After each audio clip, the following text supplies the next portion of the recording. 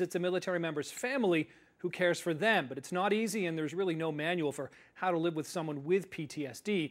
So as family members take on the role of caregiver, they're learning to cope with living with a loved one damaged by war. In this CHCH News special report, Kate Carnegie speaks to one veteran spouse who's now lobbying the government for more help. On the 20th of January of this year, I almost took my life. Claude Rainville served 20 years in the Canadian military, including 4 UN missions in Syria and Haiti.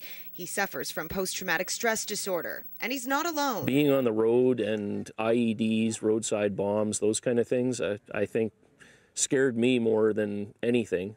Daryl Minifee served 22 years in the military. He also lives with PTSD. When you're over, you are always on alert, and you're always very aware of what's going on around you, and when you come back, trying to turn that switch off is very difficult. About 1 in 6 members of the Canadian military report experiencing some sort of mental disorder, including PTSD.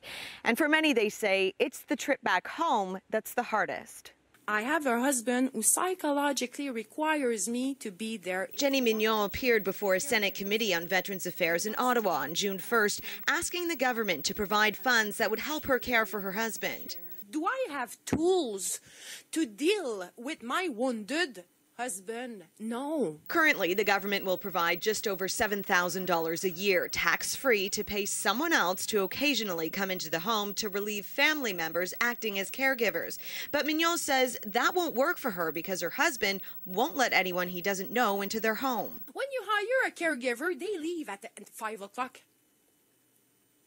I don't, sir. I haven't had a break in 13 years. Mignon had to quit her full-time job to stay home to care for her husband. What is important to me? Recognition, compensation, support, education. For me and the children as collateral damages. Dr. Dee Reiska works with a lot of veterans and specializes in PTSD. Having the information of what does PTSD do to day-to-day interactions? How does it change the functioning of the brain of your spouse?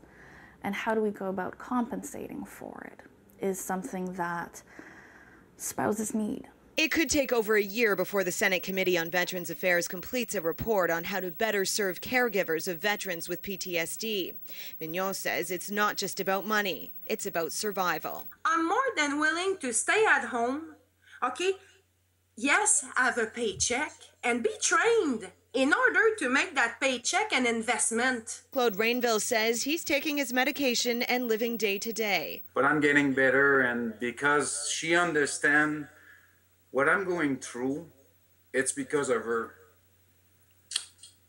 And they believe understanding can help save lives. Kate Carnegie, CHCH News.